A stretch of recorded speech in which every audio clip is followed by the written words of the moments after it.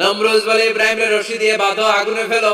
বিশাল আগুনের কুণ্ডলী করে সৈয়দনা ইব্রাহিমকে আগুনের কুণ্ডলীর মধ্যে ফেলা হলো। হাতে পায়ে বড় বড় মোটা মোটা রশি দিয়ে বাঁধা সৈয়দনা ইব্রাহিমকে আগুনের কুণ্ডলীর মধ্যে ফেলায়। সৈয়দনা জিবরাইল বলে, ও সৈয়দনা ইব্রাহিম, আপনি বলেন আমার পাখার আঘাতে আগুনগুলো এক পাশ থেকে আরেক পাশে, এক দেশ থেকে আরেক দেশে উড়িয়ে নেই, বিশাল আগুনের কুণ্ডলীকে এক ঝাপটা মেরে থামিয়ে দেই। সৈয়দনা ইব্রাহিম বলে, কোনো দরকার নাই, কারণ আগুনের মালিক আমার সাথে আছে। নাই, I don't need your help, আমার কোনো সাহায্যের দরকার নাই, কারণ আগুনের যে রব সে আল্লাহ সবকিছু দেখে কি দেখে না। বিশাল বড় মোটা মোটা রশি দিয়ে সৈয়দনা ইব্রাহিমের হাত আর পা বেঁধে আগুনের মধ্যে ফেলে দেয়া হলো। মুহূর্তের মধ্যে আগুনগুলো দাউ দাউ করে জ্বলতে শুরু করলো। হাতের রশিগুলো পায়ের রশিগুলো মুহূর্তের মধ্যে জ্বালিয়ে দেয়। বিশাল বড় বড় তক্তা জ্বালিয়ে দেয়, লাকড়ি জ্বালিয়ে দেয়, কিন্তু সৈয়দনা ইব্রাহিমের একটা পশমও জ্বালায় না। আজও যদি তোমাদের মাঝে কেউ ইব্রাহিমের মতো ঈমান আনিতে পারো, অগ্নিকেও পুষ্প বলে পরিণত করিতে পারো, ঠিক কি না? মুসার মতো ঈমান হলে রাস্তা হবে সাগর জলে, ইউসুফের মতো ঈমান হলে একে একে দরজা খোলে। নবী ইব্রাহিমের মতন ঈমান যদি আজ থাকে বিদ্যমান, অগ্নিকুণ্ডে দেখতে পাবে খুবসুরত এক ফুলবাগান। সুবহানাল্লাহ পড়েন। আল্লাহ বলেন, কুলনা ইয়া নারু কুনি বারদান ওয়া সালামান আলা ইব্রাহিম। আল্লাহ বললেন, আগুন, দুনিয়ার শুরু থেকে তোকে একটা ধর্ম আমি দিয়েছি, যা পাবি জ্বালিয়ে ছারখার করে দিবি, কিন্তু আজকে কয়েকদিনের জন্য তোর জ্বালানোর ক্ষমতা আমি আল্লাহ কেড়ে নিলাম। তে আমার ইব্রাহিমের জন্য ঠান্ডা হয়ে যা। কি হয়ে যা? তবে আগুন খবরদার এত বেশি ঠান্ডা হবি না যাতে ইব্রাহিমের সর্দি না লেগে যায়। সুবহানাল্লাহ পড়ে। আগুন বলে, আল্লাহ বললা ঠান্ডা হ, আবার বললেন বেশি ঠান্ডা হবি না যাতে সর্দি না লেগে যায়। আমি কি করব? আল্লাহ কয়, বারদাউ ওয়া সালামান আলা ইব্রাহিম। আমার ইব্রাহিমের জন্য এয়ার কন্ডিশন, নাতিশীতোষ্ণ, গরম নয়, ঠান্ডা নয়, এরকম জান্নাতের গুলবাগিচা হয়ে যা। আল্লাহু আকবার। সৈয়দনা ইব্রাহিম আগুনের ভিতরে 40 দিন ছিলেন। চিল্লা এখন কয়দিন? একটা পশমও পুড়ে নাই। আগুন থেকে বেরিয়ে উনি অনেক দিন বেঁচে ছিলেন। শেষকালে নাতি পুঁজিদের সাথে যখন গল্প করতেন তখন বলতেন, নাতিরা, আমার জীবনের সবচেয়ে আরামদায়ক সময় কেটেছে নমরুদের আগুনের ভেতরে ওই 40 দিন। ওই 40 দিন যেই সুখ, আমোদ, ফুর্তি, আনন্দে আমি ছিলাম, আমার জীবনে কোন সময় কোন মুহূর্তে এত সুখ, এত আনন্দ, এত চমৎকার সময় আমি কাটাই নাই। চিল্লাহ এখন সুবহানাল্লাহ। এবার আল্লাহ ডেকে বলে, নমরুদ, টাইম ইজ আপ, তোর সময় শেষ। অনেক বেড়েছিস, অনেক সুযোগ দিয়েছি, আর না। আমি আল্লাহ সব সময় ধরি না, ধরলে ধরে ধরে ধরে না, ধরলে আল্লাহ ছাড় দেয় কিন্তু ছেড়ে দেয় না। সুবহানাল্লাহ পড়েন। আল্লাহ কি দেয়? ছেড়ে দেয় না। আল্লাহ বলে, নমরুদ, এবার তোর শাস্তির পালা। তোরে আমি ফেরেশতা দিয়ে মারবো না, জিন দিয়ে মারবো না, সৈয়দনা ইব্রাহিম দিয়ে মারবো না, তোরে মারবো আমি ল্যাংড়া মশা দিয়া। সুবহানাল্লাহ পড়েন। আল্লাহর বাহিনী, বাউদা জুনদুম মিন জুনুদুল্লাহ, এই মশাগুলো কিন্তু আল্লাহর সৈনিক। এই বাতাস আল্লাহর সৈনিক। 50 আর 70 কিলোমিটার বেগে যদি একটা বাতাস বয়, সব শেষ হয়ে যাবে, ঠিক কি না? এই জলোচ্ছ্বাসগুলো আল্লাহর সৈনিক, এই ভূমিকম্প আল্লাহর সৈনিক। ছোট্ট একটা ল্যাংড়া মশা নমরুদের নাকের ভিতরে দিয়ে ঢুকে কামড়াতে শুরু করছে। নমরুদ লাফাইতে শুরু করছে। নমরুদ রে সবাই কয়, নমরুদ তুমি ড্যান্স দাও কেন? কারে ড্যান্স না, মশাই কামড়ায়। মশারও কামড়ানো বাড়াই দিছে নমরুদ। এবার I M A disco dancer. Disco dancer হয়ে গেছে। খালি লাফায়, খালি ডান্স দেয়। আহা, নিজের মাথার মধ্যে নিজে আঘাত করে, ঘুষি মারে, কিন্তু মশা বের হয় না। অমিয়া, এই মশা ঢুকছে কার অর্ডারে? এটা যদি বেরোতে হয়, বেরো হবে কার অর্ডারে? সে মাথার মধ্যে কিল মারে, ঘুষি মারে, নিজের নিজে আহত করে ফেলে, মাগার মাথা থেকে মশা বের হয়। নাকের ভিতর দিয়ে মশা ঢুকে কামড়ানো, এটা কি চারটেখানি কথা? শীতকালে যখন কাঁথা গায়ে দিয়ে শুয়ে থাকি, মশা যখন পন পন পন পন করে কানের সামনে, খারাপ লাগে না? আবার কাঁথা টাথা সরিয়ে আবার শুয়ে, আবার ভন ভন ভন ভন। তো তো কানের সামনে পন পন করলে যদি আপনার এত কষ্ট লাগে, নমরুদের নাকের ভিতরে দিয়ে ঢুকছে, মস্তিষ্কে কামড়াচ্ছে, ওর কেমন লাগে? নমরুদ আর পারে না, অসহ্য, নিজের নিজে মারতে মারতে হাত পা কপাল সব লাল করে ফেলছে। অবশেষে আশেপাশে চাকর বাকর খাদেম খুদ্দাম যারা আছে সবাই বললো, আমি আর পারিনি, এবার তোরা মার, তোরা মার। সবাই কয়ে, নমরুদ আজীবন আম করে মারছো, এবার পাইছি খেলা, এবার ইচ্ছা মতো তোরা বিড়াম। এবার সবগুলো আমি নমরুদে মারা শুরু করছি। মারতে মারতে বেহুশ মাগার মশা বেরোয়। এই মশা ঢুকেছে কার অর্ডারে? বের হবে কার অর্ডারে? তারপরে বেরোয় না নমরুদকে, এবার আমার জুতা মার। কি মার? এখন আমরা পরি প্লাস্টিকের জুতা, চামড়ার জুতা, তখন পড়তো খরমের জুতা, কাঠের জুতা। খরমের জুতা, চামড়ার জুতা। খরমের জুতা বানায় কি দিয়া? কথা কন, চিনেন? এবার ক্যামেরা জুতা মার। সবাই এবার কাঠের জুতা লইছে, ইচ্ছা মতো পিটান শুরু। পিটাইতে পিটাইতে ওর মাথা ফাটিয়ে রক্তাক্ত করে শেষ। নমরুদের খেলা শেষ। নমরুদের খেলা যখন শেষ, আল্লাহ সৈনিক ওই ল্যাংড়া মশা নাক থেকে বের হয়ে শূন্যে উড়াল দিয়েছে। চিল্লায় পড়েন আল্লাহু আকবার।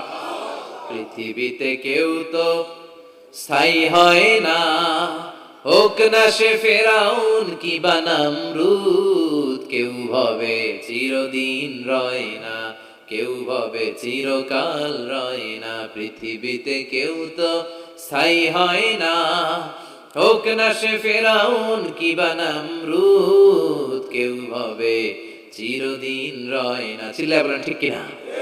নমরুদ আজীবন থাকতে পারছে? ওর ক্ষমতা, ওর দাপট, ওর জুলুম, ওর অত্যাচার, ওর শেষ রক্ষা করতে পেরেছে? কথা কন। ফেরাউনের দাপট আর ক্ষমতা বাঁচাতে পেরেছে?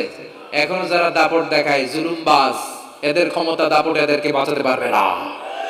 বাঁচানোর মালিক একজন, চিল্লায় বলো তিনি কে? এজন্য আল্লাহ ডেকে বলে, গোলাম ইব্রাহিমের জীবনীতে তোমাদের জন্য শিক্ষা আছে, শিক্ষা আছে ইব্রাহিমের জীবনের জন্য। ও নবী, আমি এই কিতাবকে আপনার কাছে পাঠিয়েছি অন্ধকারচ্ছন্ন মানুষগুলোকে অন্ধকার থেকে আলোর দিকে নিয়ে যেতে। এই কোরআনের ভেতরে আলো আছে না নাই?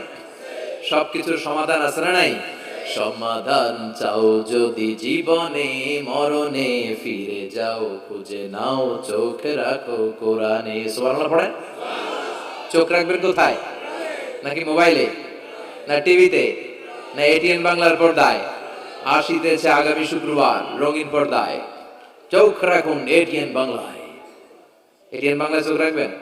কই রাখবেন? সমাধান চাও যদি জীবনে, মরণে ফিরে যাও, খুঁজে নাও, চোখ রাখো কোরআনে। ঠিক না? If you want the solution this dunya and akhirah, go back, have a look to the holy Quran. সুবহানাল্লাহ পড়েন। কি নবী আল্লাহ বানালেন, ওই নবীর নামে আল্লাহ একটা সূরা দিলেন। আবার আল্লাহ বললেন, ও দুনিয়ার মুসলমানেরা শোনো, তোমাদেরকে মুসলমান বলে নাম করেছে সাইয়েদনা ইব্রাহিম। ঠিক কিনা? আবার এই নবী সাধারণ কোন নবী নয়, এই নবী হলো তোমাদের জাতির পিতা। আমাগো জাতির পিতা কেডা? কথা কন, আরো জোরে, সবাই মিলে বলেন, মিল্লাতা আবিকুম ইব্রাহিম হুয়া সাম্মাকুমুল মুসলিমিন। মিল্লাতা আবিকুম ইব্রাহিম, তোমাদের জাতির পিতার নাম, আমাদের জাতির পিতার নাম ওয়া সাম্মাকুমুল মুসলিমিন, তিনি তোমাদেরকে মুসলমান নামকরণ করেছে। আবার আল্লাহ বললেন, আসলিম ইব্রাহিম, তুমি সবাইকে মুসলমান বানাও, আগে নিজে মুসলমান হও। আসলিম ক্বালা আসলামতু লিরাব্বিল, ও ইব্রাহিম তুমি মুসলমান হও। বলার সাথে সাথে ইব্রাহিম বলে, আল্লাহ দেরি নাই, আমি মুসলমান হয়ে গেলাম। ইহুদিরা দাবি করতো সাইয়েদনা ইব্রাহিম নাকি ইহুদি, নাউজুবিল্লাহ পড়বেন না? খ্রিস্টানরা দাবি করতো সাইয়েদনা ইব্রাহিম নাকি খ্রিস্টান। আল্লাহ বলে, মা কানা ইব্রাহিম ইয়াহুদিয়াও ওয়ালা নাসরানিয়াও ওয়ালাকিন কানা হানিফাম মুসলিমা। আল্লাহ বলে, আমার ইব্রাহিম ইহুদি নয়, আমার ইব্রাহিম খ্রিস্টান নয়, আমার ইব্রাহিম পাক্কা মুসলমান। হানিফান মুসলিমা, পাক্কা মুসলমান, ওনার ইসলামে কোনো সন্দেহ। এজন্য আল্লাহ খুশি হয়, ওনার একটা উপাধি দিলেন। উপাধিটা হলো লা হালিম। ইন্না ইব্রাহিম লা হালিমুন আওয়াহুম মুনিব। আমার ইব্রাহিম সহনশীল, আমার ইব্রাহিম ভদ্র, সুবহানাল্লাহ বলেন। আমাদের বাংলাদেশে আমাদের মুসলমানদের মধ্যে এটা সবচেয়ে বড় অভাব, সহনশীলতা আমাদের নাই। কথা কয়, নিজে যেটা বুঝি ওইটাই। আমি তাবলীগ করি, আমি মনে করি আমি হক, বাকি সব বাতিল। এই সমস্যাগুলো বাগেরহাটে আছে না নাই? হ্যাঁ, আমি যদি জামাত ইসলাম করি, আমি মনে করি আমি হক, বাকি একটা দলরা আমি হক বলতে চাই না। আছে না এরকম? আমি আহলে হাদিস, আমি হক, আর বাকি যা আছে সব বাতিল। আমি কওমি, তো আমি ভালো, আলিয়া সব খালিয়া। কথা কয়। আবার আমি আলিয়া, আমি ভালো, কওমিয়া সব শেষ। এই ঠেলা ঠেলে এই দেশে আছে না নাই? এক ইসলাম, এক নবী, এক কোরআন, এরপর সহনশীলতা নাই। সে অন্য নেশাবে পড়ুক, সে অন্য মতদেশে হোক, সে তো আমার ভাই। সবচেয়ে বড় পরিচয়, সেও মুসলিম, আমিও মুসলিম। এই চিন্তাটুকু নাই। আল মুমিনুনা ইখওয়া, ব্রাদারহুড, ভ্রাতৃত্বের এই বন্ধনটা আমাদের মধ্যে নাই। আমরা একে অপরকে গালিগালাজ করতে দেরি করি না, একটু চিন্তা করি না। কাফের বলে ফতোয়া দিতেও দেরি করি না। কথা কয়, ফতোয়া আছে না নাই? কয় তুই কাফের 10 কারণে, তুই কাফের 20 কারণে, তোর দাদা কাফের, তোর নানা কাফের, তোর পীর সাহেব হুজুর কাফের। আছে না নাই? তোর এই কাফের পীর সাহেব মারা গেলে, এই পীর সাহেবের যে কবরে শোয়ানো হবে, ওই কবরের উপরে যে ঘাস উঠবে, ওই ঘাস যে গরু খাবে, ওই গরুর যে দুধ খাবে, ওইটাও কাফের। আছে না নাই? খালি ফতুয়াবাজি। আল্লাহ বললেন আমার ইব্রাহিম ফতুয়াবাজি করে নাই। ইন্না ইব্রাহিম লা হালিমুন আওয়াহুম মুনিব। আমার ইব্রাহিম ছিল সহনশীল, ভদ্র একজন নবী। চিৎকার করে বলতে হবে ঠিক কি না? আবার আল্লাহ বললেন আমার ইব্রাহিমকে আমি খলিল উপাধি দিয়েছি। ইত্তাখাযাল্লাহু ইব্রাহিমা খলিলা। আল্লাহ বললেন গোটা বিশ্বের মধ্যে থেকে কাউরে আমি খলিল বলে গ্রহণ করি নাই, একমাত্র ইব্রাহিমকে ছাড়া। ইব্রাহিম আলাইহিস সালামকে ছাড়া কাউরে আল্লাহ খলিল বানাইছে? খলিল মানে বন্ধু। খলিল মানে, সবাই বলেন খলিল মানে। সাইয়েদনা ইব্রাহিমকে বানাইছেন খলিল, আর বিশ্বনবীকে বানাইছেন হাবিব। বিশ্বনবীর কি বানাইছে? আর সাইয়েদনা ইব্রাহিম खलील। बाप बेटा একজন খলিল একজন হাবিব। बाप का बेटा सिपाही का घोड़ा, कुछ ना हो तो थोड़ा थोड़ा। ঠিক কি না? বাপ ভালো তার বেটা ভালো, তাই মা ভালো তার জি। গাই ভালো তার দুধ ভালো রে, দুধ ভালো তার ঘি। বাবা যদি ভালো হয় ছেলে ভালো, মা যদি ভালো হয় মেয়ে ভালো, গাই যদি ভালো হয় দুধ ভালো, দুধ ভালো তো ঘি ভালো। কথা বলেন। যেমন বাপ তেমন বেটা। বাবা হলেন খলিল, ছেলে হলো হাবিব। খলিল মানে বন্ধু, হাবিব মানেও বন্ধু। খলিল মানে এমন বন্ধু যেই বন্ধু আল্লাহরে খুশি করার জন্য কাজ করে। কথা বুঝতে হবে। খলিল মানে এমন বন্ধু যেই বন্ধু আল্লাহরে খুশি করার জন্য কাজ করে। আর হাবিব মানে এমন বন্ধু যেই বন্ধুরে খুশি করার জন্য আল্লাহ নিজেই কাজ করে। কার দাম বেশি? হাবিবের দাম বেশি। সুবহানাল্লাহ কইবেন না? এই বাপ বেটার মধ্যে অনেক দিক দিয়ে মিল আছে না নাই? সাইয়েদনা ইব্রাহিম বাবা, বিশ্ব নবী ওনার অধস্তন সন্তান। এই বাপ বেটার মধ্যে অনেক মহব্বত আছে না নাই? মিল আছে না নাই? আমি কোরআন হাদিস ঘেটে 60টা মিল পেয়েছি। কয়টা? সাইয়েদনা ইব্রাহিম আর বিশ্ব নবীর মধ্যে 60টা মিল খুঁজে পাওয়া যায়। শুনবেন? হ্যাঁ, কষ্ট হচ্ছে না? 1 নাম্বার মিল হচ্ছে ফেস কাটিং এ মিল। সাইয়েদনা ইব্রাহিমের চেহারা যেমন ছিল, বিশ্বনবীর চেহারা প্রায় ওইরকমই ছিল। বিশ্বনবী যখন মেরাজ রজনীতে এক এক আকাশে এক এক নবীর সাথে দেখা করেছেন, দুনিয়ায় এসে সাহাবাদেরকে শোনাচ্ছিলেন এই নবী এমন, ওই নবী দেখতে এমন, এই নবীর চেহারা এমন, এরকম যখন বলছিলেন, সাইয়েদনা ইব্রাহিমের কথা যখন তিনি বলতে শুরু করলেন, উনি বললেন আম্মা ইব্রাহিম ফানজুরু ইলা সাহিবিকুম। আর সাইয়েদনা ইব্রাহিম দেখতে কেমন জানো? দেখতে চাইলে আমার দিকে তাকাও। তার মানে বিশ্বনবীর চেহারা যেমন ছিল, সাইয়েদনা ইব্রাহিমের চেহারা অনেকটা তেমন ছিল। এই চেহারার দিক দিয়ে ফেস কাটিং এ বাপ বেটার মধ্যে মিল আছে না নাই? 2 নাম্বার, এই কোরআনের ভেতরে রব্বুল আলামিন বিশ্বনবীর ক্ষেত্রে উসওয়ায়ে হাসানা ব্যবহার করেছেন। আবার সাইয়েদনা ইব্রাহিমের ক্ষেত্রে উসওয়ায়ে হাসানা ব্যবহার করেছেন। লাকাদ কানা লাকুম ফি রাসূলিল্লাহি উসওয়াতুন হাসানা। তোমাদের জন্য রাসূলের জীবনে উত্তম আদর্শ আছে না নাই? আল্লাহ রাসূলের ক্ষেত্রে আল্লাহ বললেন উসওয়ায়ে হাসানা। আবার সাইয়েদনা ইব্রাহিমের ক্ষেত্রেও বললেন উসওয়াতুন হাসানা ফি ইব্রাহিম। ইব্রাহিমের জীবনেও উসওয়ায়ে হাসানা আছে। উসওয়ায়ে হাসানা মানে নিদর্শন বা মডেল, আমাদের অনুকরণীয় ব্যক্তিত্ব। আমাদের অনুকরণীয় ব্যক্তিত্ব হচ্ছে নবীরা, কবিরা না। কথা কন, কবিরা আমাদের মডেল না নবীরা? নায়করা আমাদের মডেল না নবীরা? সালমান খান আমাদের মডেল নয়, শাহরুখ খান মডেল নয়, ঋত্বিক রোশন আমাদের মডেল নয়, কোন নায়ক নায়িকা গায়ক গায়িকা ডান্সার সেলিব্রিটি আমাদের মডেল নয়। আমাদের মডেল হচ্ছে বিশ্বনবী, আমাদের মডেল হচ্ছে সাইয়েদনা ইব্রাহিম। চিল্লায়ে বলেন ঠিক কি না? এজন্য আল্লাহ এই কোরআনের মধ্যে দুজনের ক্ষেত্রেই বললেন উসওয়ায়ে হাসানা, দুইজনই উত্তম আদর্শ। কয়টা মিল পাইলেন? মনোযোগ নাই? মনোযোগ আছে না গেছে? 3 নাম্বার মিল, এই দুইজন নবী ছিলেন উলুল আজমি মিনার রাসূল। এই দুনিয়ায় যতগুলো নবী এসেছে তার মধ্যে 5 জন নবী ছিল শ্রেষ্ঠ। এই 5 জনের মধ্যে বাপ বেটা আছে না নাই? খেয়াল রাখবেন, উলুল আজমি মিনার রাসূল দৃঢ় প্রত্যয়ী নবী 5 জন। কারা? সাইয়েদনা নূহ, সাইয়েদনা ইব্রাহিম, সাইয়েদনা মূসা, সাইয়েদনা ঈসা, বিশ্বনবী মুহাম্মদ রাসূলুল্লাহ। এই 5 জন হচ্ছে উলুল আজমি মিনার রাসূল। এই 5 জনের মধ্যে বাপ বেটা 2 জন আছে না নাই? এরপরে বাপ বেটার মধ্যে আরেক মিল হচ্ছে বিনাউল কাবা। বাপ বেটা 2 জনই কাবা বানিয়েছে। বিশ্বনবী বানিয়েছে ছোট্টবেলায়, সাইয়েদনা ইব্রাহিম বানিয়েছে বৃদ্ধ বয়সে। ঠিক কি না? বানাইছে না? বিশ্বনবী বানিয়েছে যখন বয়স একেবারে কম। কোন বর্ণায় 8, কোন বর্ণায় 10। 10 বছরের বাচ্চা বড় না ছোট? কথা কন। এই ছোট্ট মুহাম্মদ সাল্লাল্লাহু আলাইহি ওয়াসাল্লাম তিনি পাথর কেটে কেটে, পাথর কাঁধে নিয়ে বহন করে করে কাবা ঘর নির্মাণ করেছে। ওনার সমবয়স্ক বন্ধুরা তারাও বিশ্বনবীর সাথে পাথর টেনেছে, কিন্তু সবগুলা টানছে লুঙ্গি খুললা। কেমনে? কথা কন। ছোট বাচ্চারা লুঙ্গি খুলে ফেলে না? সবাই লুঙ্গি খুলে লুঙ্গি ভাঁজ করে কাঁধের মধ্যে রেখেছে। এরপরে কাঁধের উপর পাথর নিয়ে পাথর টেনেছে যাতে কাঁধে ব্যথা না পায়। কিন্তু বিশ্বনবী তো লুঙ্গি খোলে না। সুবহানাল্লাহ পড়েন। বিশ্বনবীর লজ্জাস্থান কেউ দেখে নাই। হালিমাতুস সাদিয়া, বিশ্বনবীর দুধ মা, উনি বলেন এই কুরাইশি মুহাম্মদকে আমি 5 বছর ঘরে রাখলাম, পাললাম।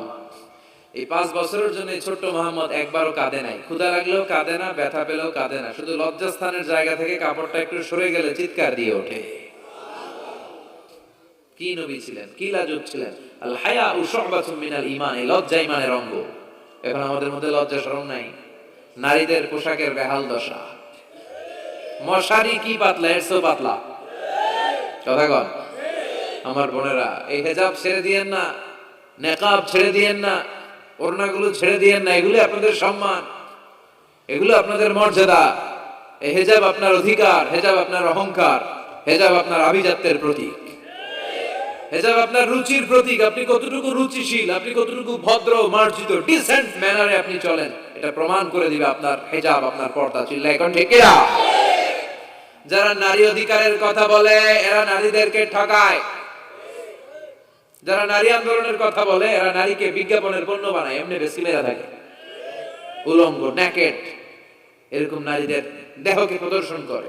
এরা নারীকে ভোগের পণ্য বানায়, বিজ্ঞাপনের সস্তা পণ্য করে, রূপালী পর্দায় উলঙ্গ করে উপস্থাপন করে, আর সুযোগ পেলে ধর্ষণে সেঞ্চুরি করে। এদের ঘরেই নারীরা বেশি নির্যাতিত। দেখবেন এদের ওয়াইফ নির্যাতিত হয় এদের দ্বারা, এদের ঘরের কাজের মেয়ে নির্যাতিত হয় এদের হাতে। কথা বলেন। ইসলাম যে নারীকে মর্যাদা দিয়েছে, গোটা বিশ্বের কেউ নারীকে এই মর্যাদা দিতে পেরেছে? বিশ্বনবী ছোটবেলায় কাবা ঘর নির্মাণে অংশগ্রহণ করেছেন। 10 বছর বয়সের মুহাম্মদ অন্যান্য সাথীদের সাথে পাথর টানে, সবাই লুঙ্গি খোলে কাঁধে রেখে, তারপরে পাথর টানে। বিশ্বনবী পাথর টানে লুঙ্গি না খোলে। সুবহানাল্লাহ। বিশ্বনবীর চাচা আবু তালেব বলে, এই ভাতিজা মুহাম্মদ করো কি? সবাই লুঙ্গি খুলছে, তুমিও খোলো। বিশ্বনবী কেন? আমি খুলুম না। বিশ্বনবী বলে খুলবো না। আবু তালেব বিশ্বনবীর লুঙ্গির গোছা ধরে টান মারছে খোলার জন্য। টান মারার আগে বিশ্বনবী বেহুশ হয়ে জমিনে পড়ে যায়। ওনার সিক্রেট অর্গান লজ্জাস্থান কেউ দেখে নাই। সুবহানাল্লাহ পড়বেন না? তার মানে উনি কাবা ঘর নির্মাণের কাজ করেছেন ছোটবেলায়, আর সাইয়েদনা ইব্রাহিম করেছেন বয়স্ক হয়ে। সুবহানাল্লাহ পড়বেন না? এরপরে আরেকটা মিল হলো বাপ বেটা দুজনে হিজরত করেছেন। বিশ্বনবীও হিজরত করেছেন, সাইয়েদনা ইব্রাহিমও। বিশ্বনবী হিজরত করেছেন মক্কা থেকে মদিনায়, সাইয়েদনা ইব্রাহিমের জন্ম হয়েছে ইরাকের বাবেল নগরীতে। তিনি বাবেল থেকে হিজরত করে ফিলিস্তিন, ফিলিস্তিন থেকে মিশর, মিশর থেকে সৌদি আরব, ওখান থেকে মক্কা থেকে আবার মিশর, আবার বাবেল। সুবহানাল্লাহ। গোটা বিশ্বের সব আল্লাহওয়ালাদের, ইসলাম প্রিয়দের, ইসলামের পক্ষে শক্তি যারা, তাদের একই নমুনা। নিজ ঘরে পরবাসী, নিজ এলাকায় পরবাসী। হকের কথা বলার কারণে নিজ এলাকায় তারা থাকতে পারে না, নিজ ঘরে ঘুমাতে পারে না, বাধ্য হয়ে অন্য জায়গায় গা ঢাকা দিয়ে চলতে হয়। চিল্লায় এখন ঠিক কিনা? বিশ্বনবীর জীবনে যে ঘটনা, সাইয়েদনা ইব্রাহিমের জীবনে একই ঘটনা। হিজরত করেছে, আল্লাহ বলে ওয়ালা তাহিনু ওয়ালা তাহজান, ভয় নাই, চিন্তা নাই, আনতুমুল আ'লাউনা ইন কুনতুম মুমিনিন, বিজয় তোমাদের হবেই যদি তোমরা মুমিন হও। যদি তোমরা, তবে ঈমানটা হতে হবে পাক্কা ঈমান। ঈমান ঈমানের পার্থক্য আছে না নাই? কথা কন। যে ঈমানে প্রয়োজনে জ্বলে ওঠে না, যে ঈমান সত্য ন্যায়ের কথা বলে না, এরকম ঈমান আছে না নাই? পাপ দেখবে, অন্যায় দেখবে, কোনো কথা কয় না। নিজের মেয়ের বয়সী একটা মেয়েকে কিছু বখাটে ছেলেরা টিস করে, কিচ্ছু কয় না, পাশ দিয়ে হেঁটে চলে যায়, এরকম ডাকাত আছে না নাই? যে ঈমানে প্রয়োজনে জ্বলে ওঠে না, যে ঈমান সত্য ন্যায়ের কথা বলে না, যে ঈমান বাস্তবে নাই, যে ঈমান অন্তরে নাই, মুখে শুধু ফাঁকা বলি, কি করে তারে বলো ঈমানে বলি, কি করে তারে বলো ঈমানে বলি, কি করে তারে বলো ঈমানে বলি। আসলে নাই? যে ঈমান দিন কায়েমের আন্দোলনের ধার ধারে না, যে ঈমান লেবাসধারী কোরআন হাদিস তাও পড়ে না, যে ঈমান খাজার নামে মাজার গড়ে ফুলুস কামায়, এলাকায় তো নাই না?